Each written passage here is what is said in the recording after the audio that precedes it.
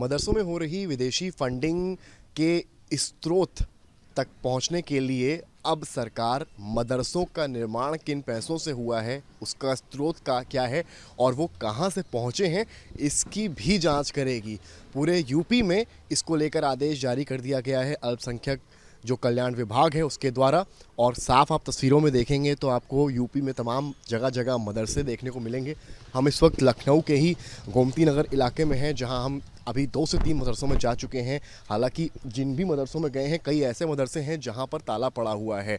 बड़ी बात यह है कि इनका कंस्ट्रक्शन किस तरीके से हुआ, यानी कि निर्माण किस तरीके से हुआ है, यहाँ ये चलते किस तरीके से हैं, बैंक खातों की लेन देन तक का पूरा पता लगाया जाएगा। अब आप तस्वीरें यहाँ पर जब देखेंगे तो यहाँ पर आपको एक मदरसा दिखाई पड़ेगा।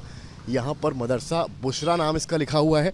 और जैसे हम अगर गेट के करीब यहाँ पर जाते हैं तो आपको हम दिखाते हैं कि यहाँ पर कुल मिलाकर एक ताला पड़ा हुआ है। यहाँ पर आप आइए तो आपको यहाँ पर इस मदरसे पर ताला पड़ा हुआ मिलेगा। ये ताला यहाँ क्यों पड़ा है, ये भी एक सवाल है, क्योंकि कई ऐसे मदरसे हमें देखने को मिले हैं जहाँ पर कई बार हमने अंदर जाने की कोशिश की है लेकिन वहाँ ताले पाए गए हैं। ऐसे में अंदर की भी तस्वीर आपको कैमरामैन संजय दिखा रहे हैं कि कितना बेहतर तरीके से इसको बनाया गया है।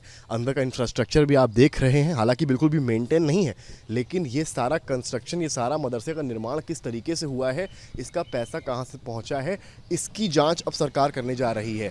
कई मान्यता प्राप्त हैं जिनके स्रोत शायद सरकार को मिल भी जाएंगे, लेकिन सरकार को लगता है उस वक्त में जब विदेशी फंडिंग के आरोप लग रहे हैं और यूपी एटीएस इसमें पूरी तरीके से इन्वॉल्व है, एसआईटी गठित की गई है, जांच पड़ताल चल रही है। ऐसे में डिपार्टमेंट जो सरकारी हैं उनको ये जिम्मेदारी दी गई है, जिले लेवल पर जितने मदरसे हैं उनके बैंक डिटेल्स का सत्यापन करें।